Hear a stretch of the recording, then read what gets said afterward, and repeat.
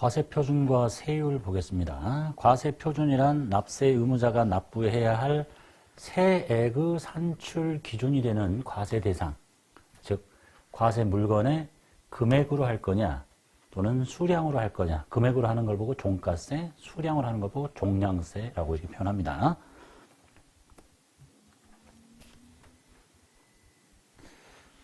재화 또는 용역액 공급에 대한 과세표준 보겠습니다. 첫 번째, 일반적인 기준. 재화 또는 용역액 공급에 대한 부가세 과세표준은 해당 과세기간에 공급한 재화 또는 용역의 공급가액을 합한 금액으로 합니다. 공급가액. 자, 여기서 공급가액이란 다음의 가액을 말합니다. 첫 번째, 금전으로 돈을 받았다. 그럼 돈 받은 게 공급가액이란 얘기입니다. 금전 이외의 대가를 받았다. 즉, 나 A라는 사람한테 물건을 팔고 나는 TV를 팔고 돈을 받으면 그 금전인데 상대방으로부터 냉장고를 받을 수도 있고 또 어떤 사람한테는 세탁기를 받을 수도 있고 근데 이게 서로 가격이 틀리잖아요. 요것은 뭐 10만, 냉장고 100만 원, 얘는 뭐 50만 원. 그러면 똑같은 내 물건인데 가격이 서로 달라지니까 뭘 기준으로 해야 되겠어요? 내가 공급한 재화의 금액으로 해야 되겠죠. 그래서 자기가 공급한 재화나 용역의 시가로 합니다. 받은 걸로 하는 게 아니라 받은 걸로 하면 서로 다르니까. 여기서 말하는 시가는 뭐냐? 그냥 시가는 정상적인 사람들끼리 주고받을 수 있는 가격이라고 보시면 돼요. 나는 비싸게 팔려고 하고 상대방은 싸게 사려고 하고 거기서 만나는 가격. 사업자가 특수관계인이 아닌 자와 해당 거래와 유사한 상황에서 계속적으로 거래한 가격 또는 제3자 간에 일반적으로 거래된 가격을 시가라고 합니다. 자, 이런 공급가액에는 부가세를 포함하지 않습니다. 당연하겠죠. 100만 원을 팔았는데 부가세 10을 걷었어. 이걸 뺀 걸 보고 공급가액이라고 한다라는 얘기입니다. 부가세는 포함하지 않습니다. 한편 사업자가 재화 또는 용역을 공급하고 그 대가로 받은 금액에 돈을 받았는데 부가세가 포함되어 있는지가 없는지가 불분명해. 그러면 그 대가로 받은 금액의 110분의 10을 곱한 금액을 공급가액으로 하겠대요. 이게 무슨 뜻인가? 예를 들어서 16만 5천 원에 팔았는데 이게 부가세가 들어있는지 안 들어있는지 모르겠어. 그러면 110분의 10을 곱하면 이게 15만 원이 돼요. 그럼 결국은 이 표현은 받은 금액 속에 부가세가 들어있는 걸로 보겠다라는 표현이라고 보시면 되겠네요. 거래 형태별 공급가액의 계산 보겠습니다. 외상거래 등의 공급가액. 외상판매, 할부판매, 물건을 주고 돈을 나중에 받거나 나누어서 받는다. 이때 공급가액은 공급한 재화의 총가액. 100만 원짜리인데 한 달 후에 받기로 했거나 100만 원짜리인데 10번에 나눠서 받거나 그러면 총가액이 공급가액이다. 그 다음에 다음 중 어느 하나에 해당하는 경우에는 계약에 따라 받기로 한 대가의 각 부분을 공급가액으로 보겠다. 장기 할부 판매가 대가의 각 부분을 받기로 한 때가 공급 시기죠. 대가의 각 부분이 공급가액이 되겠다. 완성도 기준 지급 조건부, 중간 지급 조건부도 대가의 각 부분을 받기로 한 때잖아. 그 다음에 계속적으로 재화 용역을 공급하는 거, 전력 같은 것도 대가의 각 부분을 받기로 한 때니까 그 계약에 따라서 받기로 한 각 대가의 각 부분이 공급가액이 되겠다. 그 다음에 둘 이상의 과세기간에 걸쳐서 계속적으로 일정한 용역을 제공하고 그 대가를 선불로 받거나 또는 선불로 받는 경우에 그러니까 한꺼번에 싹 다 받는다는 얘기죠. 월세를 1년치를 100만 원인데 1200만 원을 한꺼번에 다 받았다. 이렇게 하면 어떻게 할 거냐. 곱하기 계약기간 월수가 12달이다. 그 다음에 과세 대상 기간이 뭐 일기 예정이면 3개월, 확정이면 또 3개월 이렇게 계산하시라는 얘기입니다.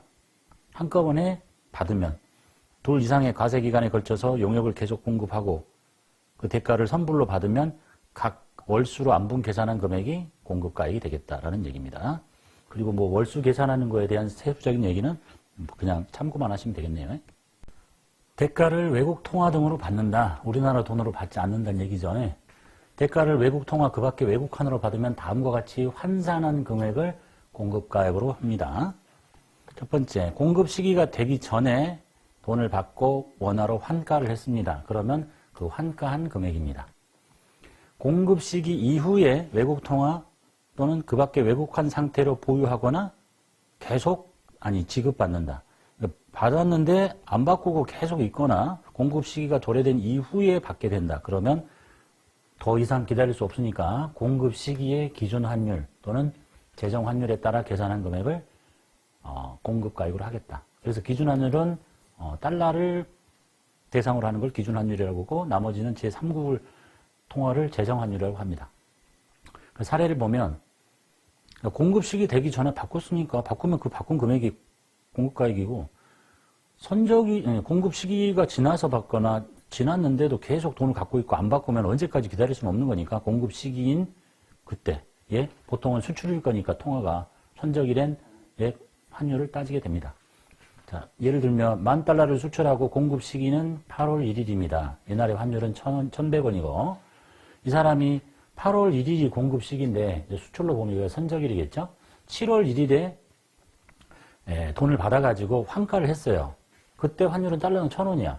그럼 바꿔버렸잖아. 그러면 100달러니까 공급가액은 10만 원이라고 결정이 되는 거고 그 다음에 7월 1일에 수령을 해서 외국 통화 상태로 계속 가지고 있어요. 그러면 요 날의 환율을 써야 되겠지. 그래서 11만 원이 되는 거고 그 다음에 9월 1일에 받아요. 요 날이 공급 시기인데 그 이후에 받죠. 요 날 환율은 필요 없지. 요 날의 환율을 쓰는 거야. 11만 원 이렇게. 되셨죠? 공급 시기 이후에 계속적으로 변동되는 환율을 반영하지 않기 위해서 미리 바꾸면 바꾼 거. 공급 시기가 됐는데도 안 바꾸고 있거나 그 이후에 바꾸면 공급 시기에 환율을 적용하겠다. 재화의 공급 의제의 경우에 공급가액을 보겠습니다. 첫 번째가 자기 생산 취득자의 공급 의제 중에 자기의 면세 사업에 전용했다. 사료를 안 팔고 나의 돼지한테 줬다. 그럼 남한테 팔 때하고 똑같이 받아야 되겠죠? 자기가 공급한 재화의 시가입니다. 시가. 나머지 다 똑같아요. 승용 자동차 등의 비영업용에 썼다.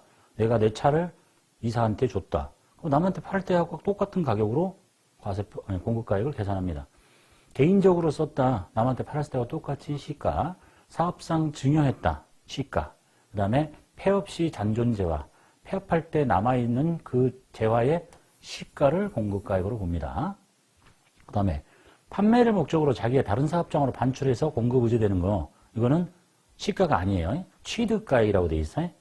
그러니까 내가 화장품 대리점을 하는데 여기서 사오고 판매를 목적으로 다른 사업장으로 보내고 팔잖아요. 여기서 이렇게 보내는 금액을 처음에 네가 저기서 사온 금액 원가를 그대로 이렇게 보내도 돼.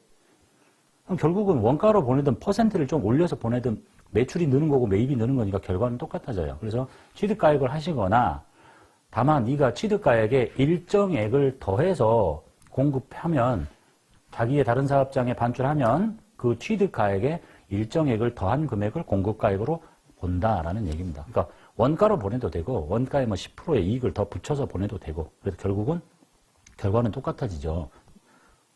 원가로 보내는 것과 여기다가 약간의 퍼센트를 올리면 얘는 매출이 커지고 얘는 매입이 커지니까 결과적으로 똑같아지는 거예요. 자, 간주시가 보겠습니다. 이 간주시가는 자기 생산 취득 재화가 만약에 감가상각 자산인 경우에는 시가를 어떻게 계산할 거냐? 간주시가라는 걸 적용한대요. 감가상각 자산인 경우에 계산 구조는 해당 재화의 취득가액에다가 1-체감률 경과된 과세기간수 이렇게 하고 내용을 간단히 보면 취득가액은 매입세액을 공제받은 해당 재화의 가액으로 하고 체감률은 여기서 말하는 이 체감률은 건물이나 구축물의 경우에는 5% 그 다음에 경과된 과세기간수를 세고 그 밖에 감가상각 자산은 25% 그러니까 5%씩 줄어든다는 얘기는 이제 줄어든다는 얘기거든요. 가치가 점점 시가의 가치가 줄어드는데 5%씩 줄어든다는 얘기는 부가세는 1년에 2번 신고하니까 1년에 10%씩 사라진다는 얘기예요. 그러면 10년이 지나면 이 가치는 없어진다는 얘기야. 감가상각 자산인데 그게 건물이나 구축물이면 근데 25%짜리는 2번 하면 50% 되는 거죠. 1년에. 그러면 감가상각 자산인 건물하고 구축물이 아닌 기계장치나 차량 운반고는 2년이면 가치가 0원이 된다. 이런 구조라고 보시면 돼요. 가치가 조금씩 줄어드는 거니까.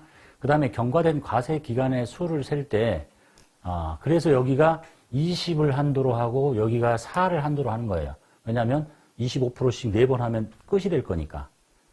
그 다음에 이제 중요한 얘기가 경과된 과세 기간 수를 세는 게 가장 중요한데 이걸 숫자를 셀 때 과세기간 개시일 이후에 자산을 취득하면 또는 해당 재화가 공급되는 것으로 보게 된다면 과세기간 개시일로부터 취득하거나 공급하는 걸로 보겠다. 앞머리로 땡겨라 이런 얘기예요.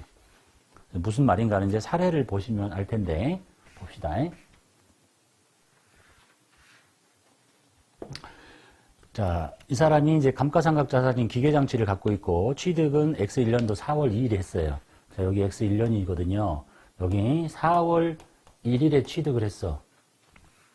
그래가지고 폐업을 언제 하냐면 6월 1일에 여기 6월 1일에 폐업을 합니다. 그래서 이게 이제 간주 공급에 해당한다 이런 얘기거든요. 5,400만 원짜리야. 부가세 540만 원 별도에 취득을 했습니다.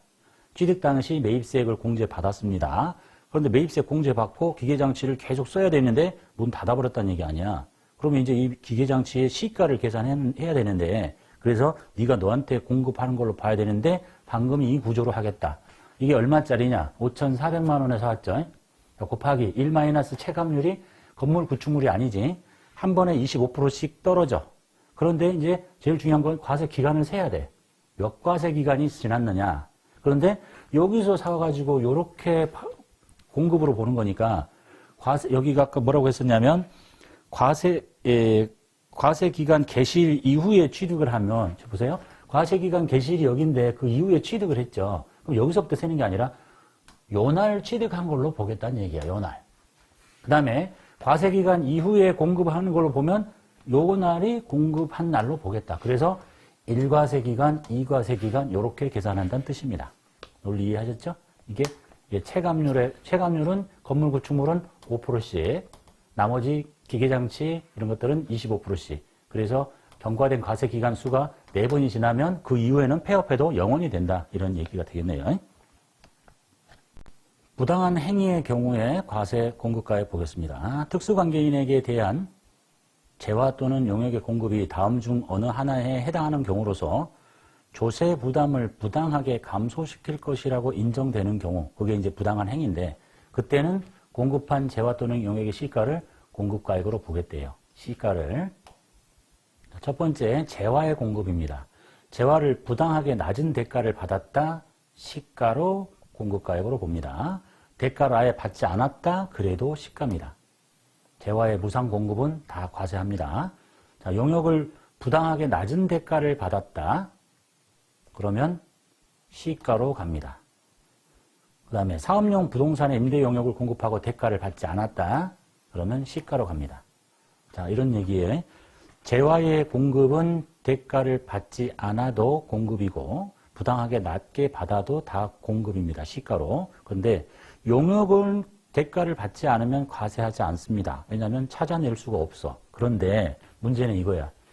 낮은 대가를 받았다는 얘기는 대가를 조금이라도 받았다는 얘기거든요. 대가를 조금이라도 받으면 기록을 할 거란 말이야. 그러면 걸리는 거야. 아예 안 받으면 기록을 안 할 테니까 과세하지 않는데 조금이라도 받으면 낮게 적었지. 그러면 시가로 가겠다. 그런데 받지 않아도 과세하는 게 있다고 했죠. 특수관계인에게 부동산 임대 용역을 공급하고 대가를 아예 안 받아. 그래도 신고를 해야 돼. 그게 시가로 간다는 얘기가 되겠습니다. 공급가액의 포함 여부 보겠습니다. 자, 공급가액은 대금, 요금, 수수료 그 밖에 어떤 명목이든 상관없이 재화 또는 용역을 공급받는 자로부터 금전적 가치가 있는 것을 모두 다 더합니다. 그게 공급가액이야. 명칭이 뭐가 됐건. 이런 공급가액에 포함되는지 여부를 다음과 같다. 여부를 예시하면 다음과 같다. 이런 얘기네요. 공급가액에 포함된다는 얘기는 세금계산서를 끊을 때 그 금액을 끊어야 된다는 얘기고 부가세 신고를 해야 된다는 얘기입니다. 자, 보세요. 장기 할부 판매 또는 할부 판매에 이자 상당액이 있어요. 이 물건을 그냥 현금 받고 팔면 100만 원일 수 있는데 그럼 이게 공급가액이겠죠. 근데 이게 할부로 여러 번에 나눠서 긴 시간 동안 받게 돼. 그러면 결국은 정상적으로 파는 사람이 100으로 팔았다면 그 상당한 만큼의 이자 상당액을 받아낼 거야. 그래서 그냥 현금 받으면 100인데 할부로 하면 120만 원이라고 쳐봅시다. 자, 그럼 이게 할부 판매 이자 상당액이지. 그럼 부가세 신고할 때 이게 공급가액에 포함되지 않는다면 그냥 100만 원짜리 세금계산서를 끊어 신고하고 20은 그냥 별도로 받으면 돼. 그런데 포함된다고 돼 있잖아. 그러니까 120만 원이라고 하고 부가세 12만 원을 걷어서 내야 된다는 뜻입니다. 장기 할부 판매 이자 상당액 포함됩니다. 그 다음에 대가의 일부로 받는 운송보험료, 산재보험료 또는 운송비, 포장비, 하역비 자, 원래 대가에다가 이런 거죠. 뭐 예를 들면 우리 회사는 반경 10km 안에는 운송비 안 받고 이렇게 보내드리는데 그게 넘쳐나면 반경 몇 킬로당 얼마씩 돈을 더 받겠습니다. 그래가지고 대가를 추가로 더 받아. 100에 팔아야 되는데. 그럼 이거 어떻게 할 거냐? 100하고 운송비 그냥 가져갈 거냐? 아니다. 대가의 일부로 받는 게 운송비, 포장비, 하역비, 운송보험료, 산재보험료가 있다면 이것도 과세표준인 공급가액에다가 포함시켜서 세금계산서 발행해라 이런 얘기입니다. 그 다음에 개별소비세, 교통에너지 환경세, 주세가 과세되는 재화 또는 용역에 대해서는 해당 개별소비세, 교통에너지 환경세, 주세 및 교육세, 농어촌 특별세 상당액도 다 합쳐서 세금계산서를 발행해라 라고 보시면 되겠네요. 자주 나오는 겁니다. 장기 할부 판매 이자 상당, 대가 일부로 받는 운송비, 포장비, 하역비, 운송보험료, 산재보험료, 그 다음에 개별소비세, 주세, 교통에너지 환경세 다 과세표준의 공급가액에 포함해서 세금계산서를 꺼내야 된다. 공급가액에 포함되지 않는 금액, 그것도 시험에 잘 나옵니다. 재화나 영역을 공급할 때 그 품질이나 수량, 인도 조건 또는 공급 대가의 결제 방법이나 그 밖의 공급 조건에 따라서 통상의 대가에서 일정액을 깎아주는 거. 그게 이제 매출 애누리죠. 품질에 하자가 생겼거나. 그럼 우리 회계학상으로도 매출했는데 애누리가 생기면 매출액을 줄이듯이 팔아가지고 100에 팔았는데 100짜리인데 보니까 상대방이 도착해서 봤더니 하자가 있어. 그래서 90에 갑시다 했어요. 그러면 100만 원짜리 세금계산서를 끊어서 부가세 10을 걷고 돈을 90을 받을 게 아니라 그냥 90짜리 세금계산서를 발행해라 이런 뜻입니다. 그게 매출 애누리, 매출 환입 똑같죠? 100에 팔았는데 돌아왔어요. 문제가 생기면 다 돌아왔어. 그럼 어떻게 되겠어요? 결국은 마이너스 세금 계산서 끊어서 다 없애버리는 겁니다. 매출 환입 및 애누리, 그 다음에 이쪽에 보면 매출 할인. 공급에 대한 대가를 약정 기일 전에 받았다는 이유로 사업자가 당초 공급가액에서 할인해 주는 거. 그러니까 100에 팔았다가 세금 계산서를 끊었어요. 근데 갔더니 하자가 있어. 10을 깎자. 아니면 10이 돌아와. 또는 대금 결제를 빨리 해서 10을 깎아. 매출 환입 및 애누리 다 공급가액에 포함되지 않으니까 결국은 최초에 90을 끊을 수도 있지만 100 끊고 마이너스 10만 원짜리 세금 계산 다시 끊게 돼요. 그래서 공급가액에 포함되지 않는다는 뜻입니다. 매출 환입 및 애누리, 매출 할인. 그렇게 기억하시면 되겠고.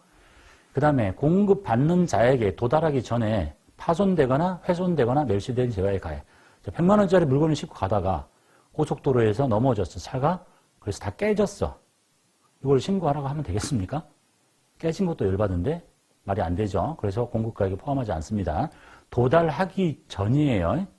도달을 해서 줬어요. 그리고 제가 깨먹는 건 상관없는 거야. 그 다음에 재화 또는 용역의 공급과 직접 관련되지 않은 국고보조금, 공공보조금을 받았다. 재화 또는 용역의 공급과 관련되지 않고 국고보조금이나 공공보조금을 받으면 공급가액에 포함하지 않는다. 라는 얘기. 관련됐다면 공급가액에 포함하라는 얘기고, 그 다음에 공급에 대한 대가의 지급이 지체됐으면 받는 연체이자. 자, 100만 원짜리를 팔았습니다. 한 달 후에 돈을 주기로 했습니다. 근데 안 줍니다. 안 주니까 이때부터 연체이자를 붙이기 시작합니다. 그래서 돈을 10만 원을 더 받습니다. 그러면 이 10만 원에 대한 연체이자를 세금계산서를 끊을 거냐? 그 연체이자는 재화의 공급과 아무 상관이 없는 거지. 그냥 금융거래인 것 뿐이지. 그래서 공급가액에 포함되지 않습니다. 그렇게. 그래서 정리하면 공급가액에 포함되지 않는 것은 매출 환입 및 애누리 매출 할인. 회계하고 똑같다. 상대방한테 가기 전에 깨진 거 공급가액으로 포함시키지 않는 게 당연하다. 그 다음에 재화나 용역의 공급과 관련되지 않고 국고보조금이나 공공보조금을 받는 것들은 과세 공급가액에 포함하지 않는다. 그 다음에 연체이자 성격으로 돈을 받아내는 것은 세금계산서 끊는 대상이 아니다. 이렇게 보시면 되겠네요. 공급가액에 포함되지 않는 금액 중에 세부사항을 보겠습니다.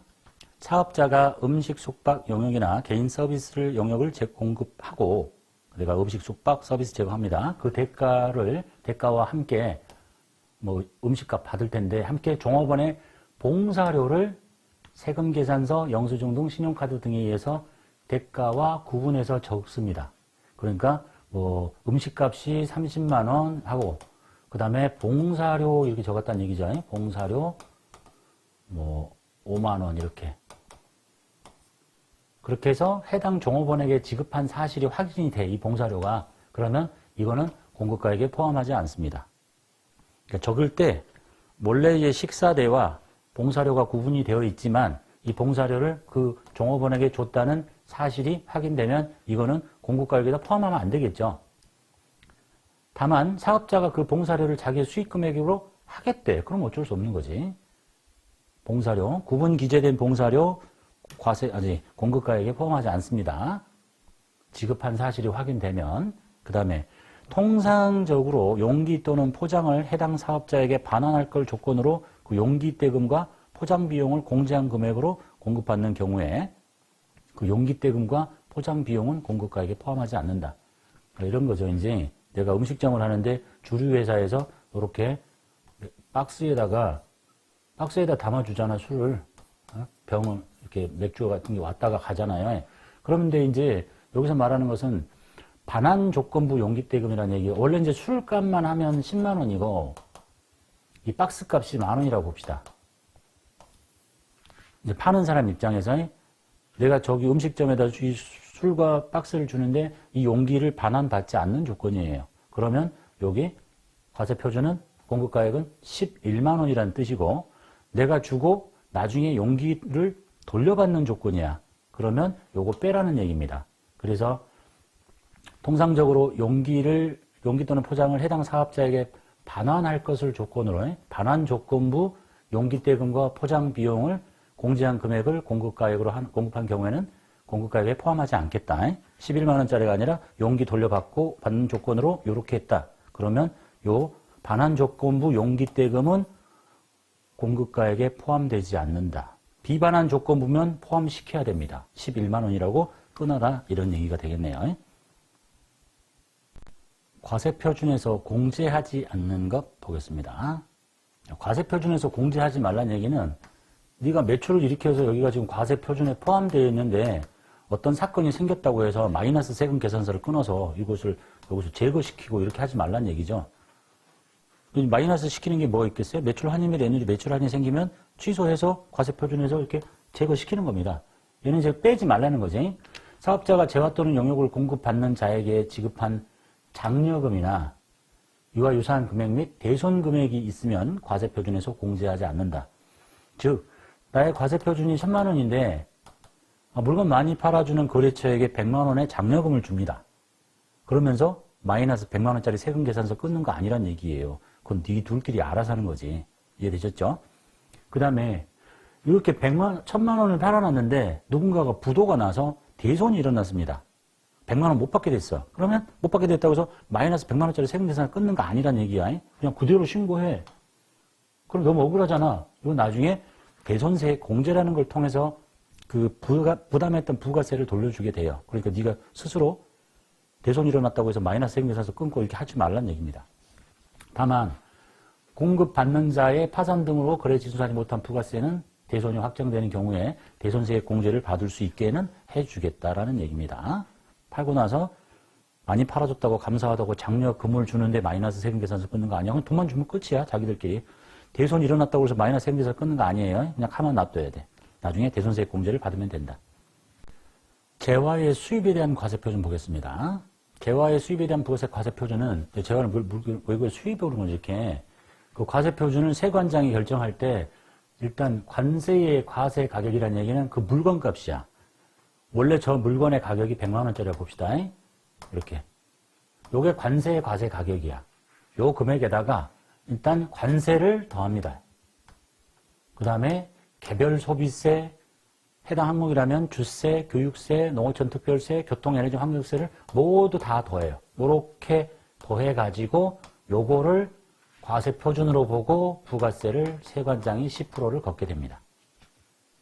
그 다음에 세율은 부가세 세율은 10%죠. 그리고 우리나라는 단일 비례세율입니다. 10% 단일 비례세율. 그리고 특정한 재화 용역의 공급에 대해서는 0%의 세율을 적용하는 것이 있습니다. 세율이 두 개가 아니고 세율은 10%인데 특정한 외국으로 수출하는 이런 것들만 0%를 적용한다.